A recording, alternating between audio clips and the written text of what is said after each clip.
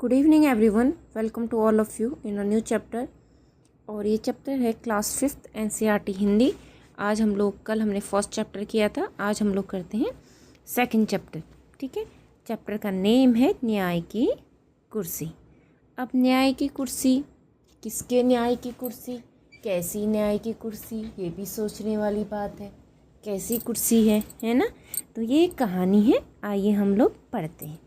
अब ध्यान से सुनिएगा, ओके। उज्जैन की प्राचीन और ऐतिहासिक नगरी के बाहर एक लंबा चौड़ा मैदान था। ठीक है, उज्जैन कहाँ है? मध्य प्रदेश में। यहाँ वहाँ टीले थे। एक दिन लड़कों का एक झुंड वहाँ खेल रहा था। एक लड़का कूदता भागता एक टीले पर चढ़ गया। अचानक वह ठोकर खाकर गिर पड़ा। ठीक है, उसने इधर उधर देखा कि किस चीज़ से ठोकर लगी है। उसको एक बड़े चिकने पत्थर के अलावा और कुछ नहीं दिखा। वह उठ कर गया और अपने मित्रों को बुलाकर वह शिला दिखाई। शिला मतलब पत्थर। ठीक है, फिर शान से उस पर बैठकर बोला, यह सिंहासन है मेरा, मैं राजा हूँ और तुम सब मेरे दरबारी हो। तुम अपनी अपनी फरियाद लेकर आओ, मैं फिर उनका फैसला करूँगा। ठीक है, ये देखिए, ये हैं बच्चे, ये है शिला, ये और ये एक बच्चा खेल रहा है।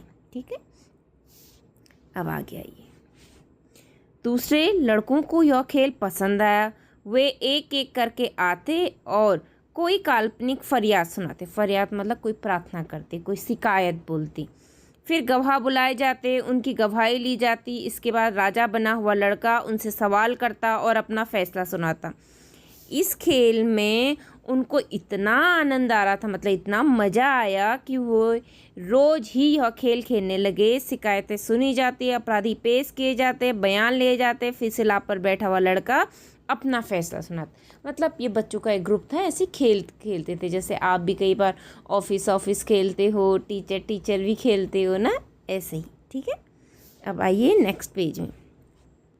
बात इधर उधर फैलने लगी। लोग लड़के की न्याय बुद्धि की चर्चा करने लगे और कहने लगे कि अवश्य ही उस लड़के में कोई दैवी शक्ति है। एक दिन दो किसानों के बीच जमीन को लेकर झगड़ा उठ खड़ा हुआ। मामला गंभीर था, मतलब बहुत सीरियस था।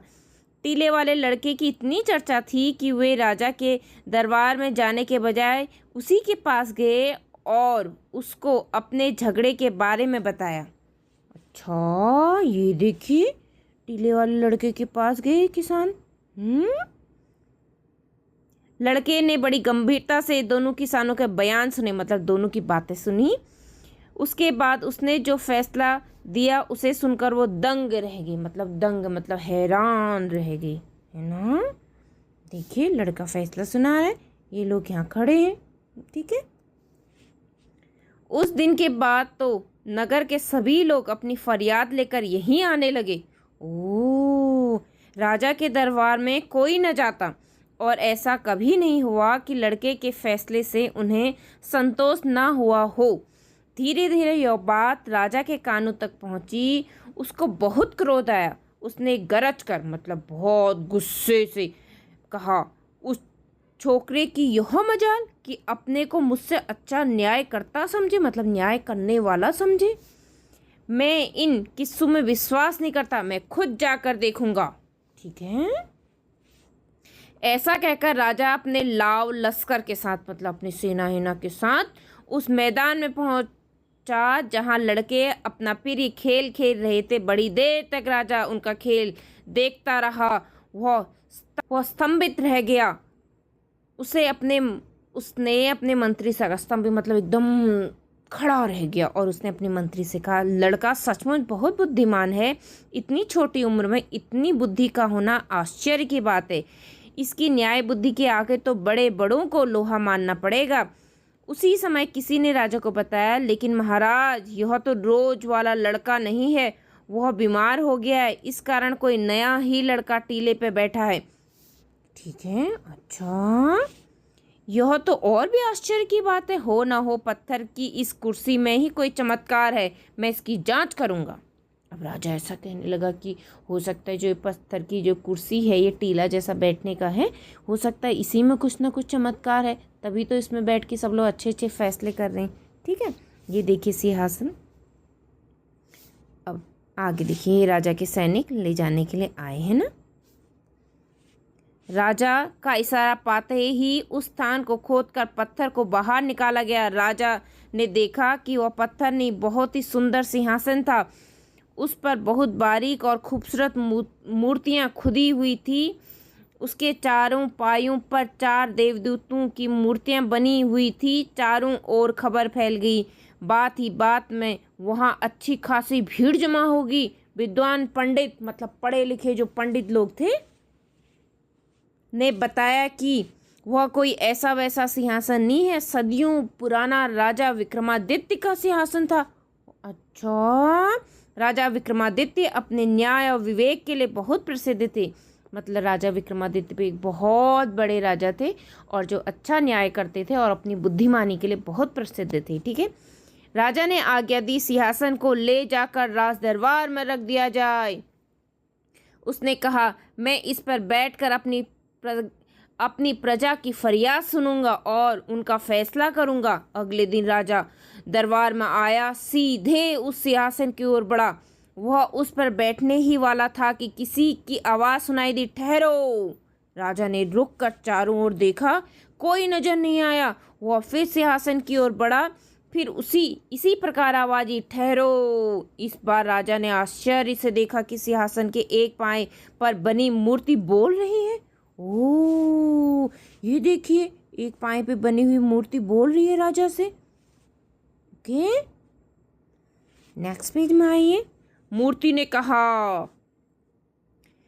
क्या तुम इस सिंहासन पर बैठने योग्य हो? पूछा मूर्ति ने।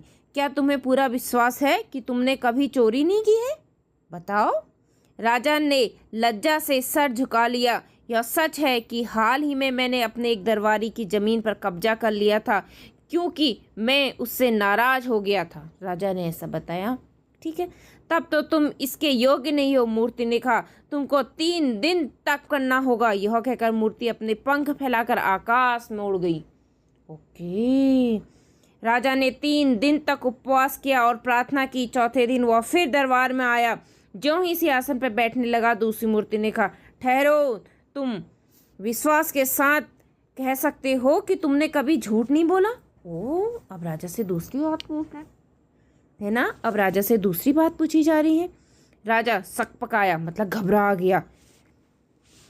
झूठ तो उसने किसी न किसी मुसीबत से बचने के लिए कई बार बोला था। राजा पीछे हट गया। दूसरी मूर्ति भी पंख फैलाकर आकाश में उड़ गई। राजा ने 3 दिन तक फिर उपवास किया, पूजा पाठ किया। तीसरी बार और फिर सिंहासन पर बैठने के लिए आगे बढ़ा, हिचकिचाते, मतलब घबरा कर, एकदम डरते डरते हिचकिचाते हुए आगे बढ़ा। वह बैठने ही वाला था कि तीसरी मूर्ति ने पूछा, बैठने से पहले यह बताओ, क्या तुमने कभी किसी को चोट नहीं पहुंचाई है? अब बताइए। राजा पीछे हट गया। तीसरी मूर्ति भी अपने पंख फैलाकर उड़ गई। फिर 3 दिन तक उपवास और प्रार्थना करने के बाद राजा सिंहासन की ओर बढ़ा। उसके पैर लड़खड़ा गई। चौथी मूर्ति ने कहा, ठहरो। जो लड़के इस सिंहासन पर बैठते थे वो भोले भाले थे। उनके मन में कलुष नहीं था, मतलब किसी के लिए कोई वैर नहीं था, कोई बुराई नहीं थी, कोई बुरी भावना नहीं थी किसी के लिए। अगर तुमको विश्वास है कि तुम इस योग्य हो तो इस सिंहासन पर बैठ सकते हो। राजा बड़ी देर तक सोचता रहा। फिर उसने मन ही मन कहा, अगर एक लड़का इस पर बैठ सकता है तो भला मैं क्यों नहीं बैठ सकता हूँ। मैं राजा हूँ, मुझसे ज़्यादा धनवान, बलवान, बुद्धिवान भला कौन होगा। मैं अवश्य इस सिंहासन पर बैठने योग्य हूँ। ठीक है, यह कहकर राजा सिंहासन की ओर दृढ़ कदमों से बढ़ा, मतलब अच्छे से कदम जमा जमा के बढ़ा। लेकिन उसी समय चौथी मूर्ति पंख फैलाकर सिंहासन समेत उड़ गई। ठीक है, ये देखिए, ये चौथी मूर्ति सिंहासन समेत पंख फैला के उड़ गई आसमान में, सिंहासन को भी ले उड़ी। ठीक है, ओके, कैसी लगी आपको कहानी? अब आइए इसके क्वेश्चन आंसर भी कर लेते हैं। बातचीत के लिए आपका प्रिय खेल कौन सा है, आप उसे कैसे खेलते हैं? आप बताइए आपका प्रिय खेल कौन सा है। हर कोई अपने अपने प्रिय खेल बताएगा। क्या आपने कभी किसी समस्या का समाधान किया है, अपना अनुभव साझा किया, कभी किसी की समस्या को आपने सॉल्व करने में हेल्प की है? थर्ड, यदि आप राजा के स्थान पर होते और आपको लड़कों के बारे में पता चलता तो आप क्या करते? आप भी खेल ही खेलते, क्योंकि आप भी तो छोटे बच्चे हो ना। फोर्थ, लड़के के अंदर ऐसे कौन से गुण होंगे जिसके कारण वो सिंहासन पर बैठ पा रहा था? क्योंकि बच्चे बहुत मन के सच्चे होते हैं, इसलिए। पाठ से नीचे दिए गए सही उत्तरों के आगे तारे का चिन्ह बनाएं। एक से अधिक विकल्प भी सही हो सकते हैं। अब देखिए, फर्स्ट, राजा को लड़के द्वारा न्याय करने के विषय में कैसे पता चला? लड़के द्वारा की गई शरारतों को सुनकर, लोगों द्वारा लड़के के न्याय की प्रशंसा सुनकर, ठीक है, लड़के द्वारा अपने न्याय की बुराई सुनकर, मंत्रियों द्वारा लड़के की बुद्धि की प्रशंसा सुनकर। तो इसमें 2 ऑप्शन करेक्ट है, ख और ख। अब देखिए सेकंड 2, राजा को सबसे अधिक आश्चर्य किस बात का हुआ? बच्चे खेल खेल में न्याय कर रहे थे, लोग राजा के दरबार में नहीं आ रहे थे, सिंहासन पर बैठने वाला लड़का सही न्याय करता था, स्वयं सिंहासन में ही कोई चमत्कारिक शक्ति विद्यमान थी। 2 बातों से वो राजा बहुत ज़्यादा आश्चर्य था उनको, ख और ग, ठीक है। इसमें घ भी हो सकता है, स्वयं सिंहासन में ही कोई चमत्कारिक शक्ति विद्यमान थी, उनको ऐसा लगा राजा को। ओके। थर्ड देखिए, लड़कों को यह खेल इतना अच्छा क्यों लगा? वो प्रतिदिन इसे खेलने लगे क्योंकि वो राजा जैसा बनने का आनंद लेते थे। हाँ, क्योंकि वह अन्य खेलों से अधिक मनोरंजक था, क्योंकि उन्हें न्याय करने का अनुभव अच्छा लगा, क्योंकि इस खेल में वो नगर भर में प्रसिद्ध हो गई, क्योंकि उनको न्याय करने का जो अनुभव था वो भी अच्छा लगा, वो राजा जैसा बनना चाहते थे और वो उनको ज़्यादा इंटरेस्टिंग लगा। मनोरंजक का मतलब इंटरेस्टिंग लगा। तो थर्ड वाले का क, ख और गो तीनों सही हो जाएंगे, ठीक है। 4 देखिए, राजा ने उपवास और प्रायश्चित क्यों किया? ताकि वह सिंहासन पर बैठने योग्य बन सके। हाँ, कौस का सही है, क्योंकि उसे अपने कर्मों पर पछतावा था।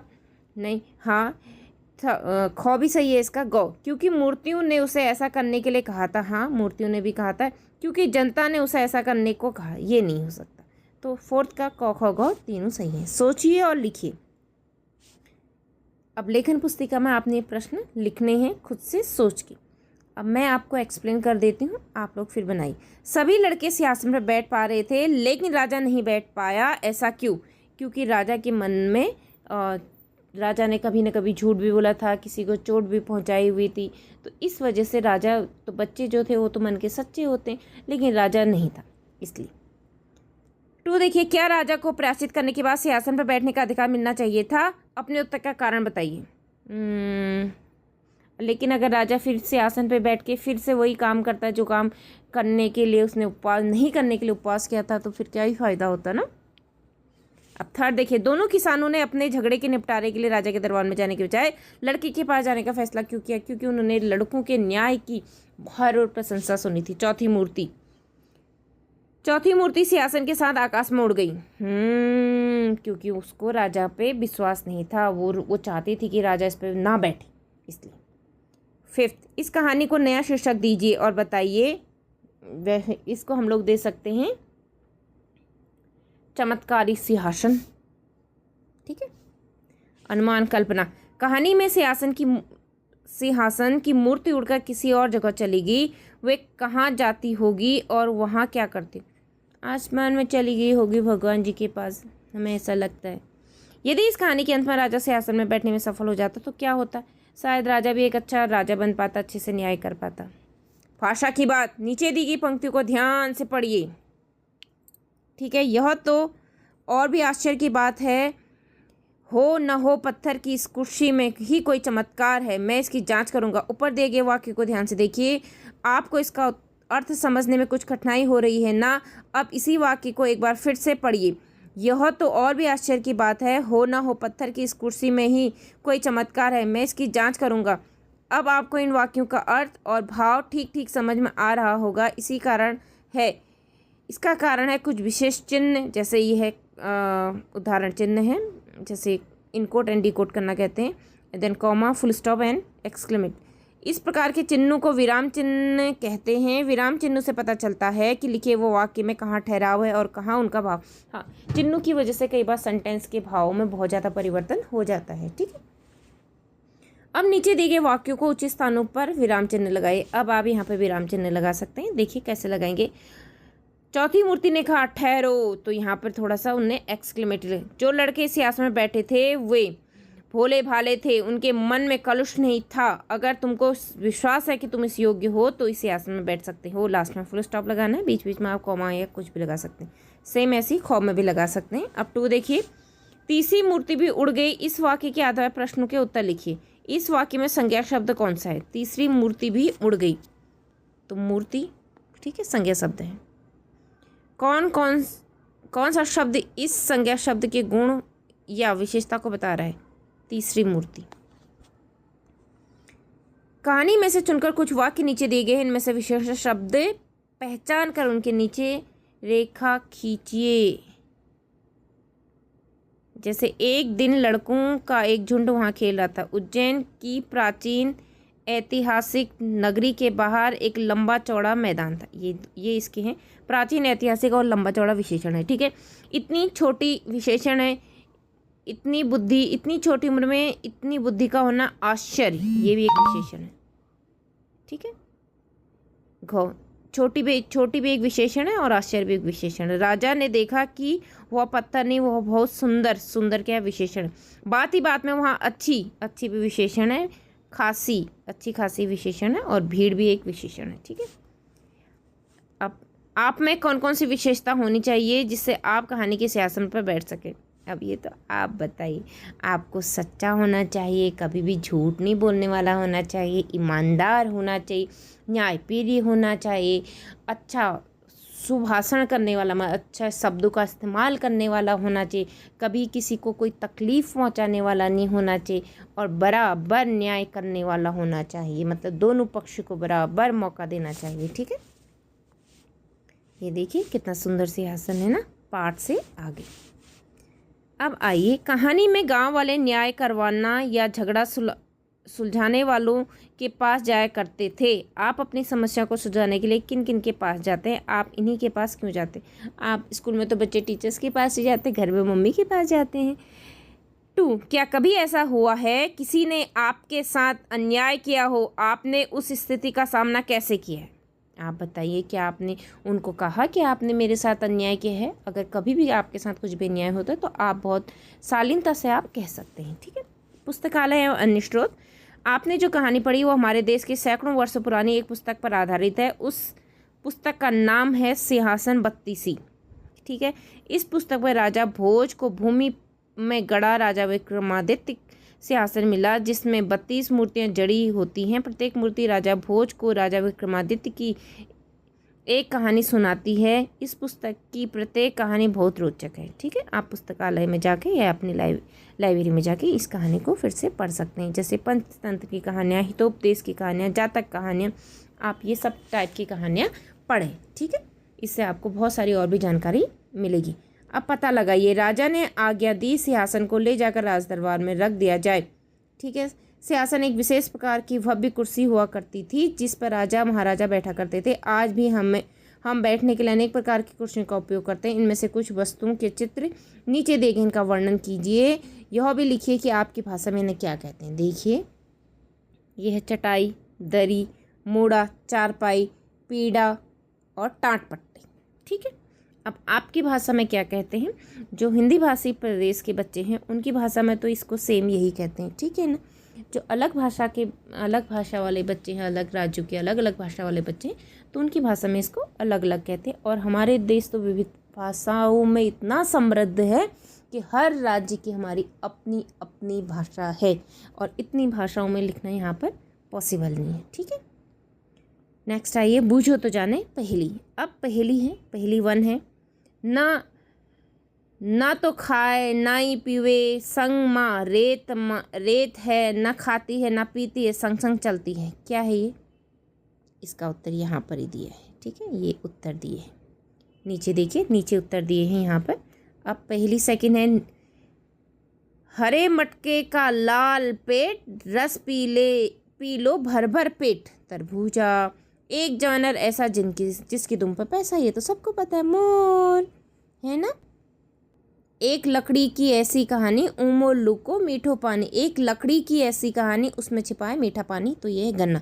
बघेली, ये बघेली भाषा की पहेली है। एक दीपक से चारों ओर उजारा सूर्य, एक दिया सबतर उजियार। एक दीप, ठीक है।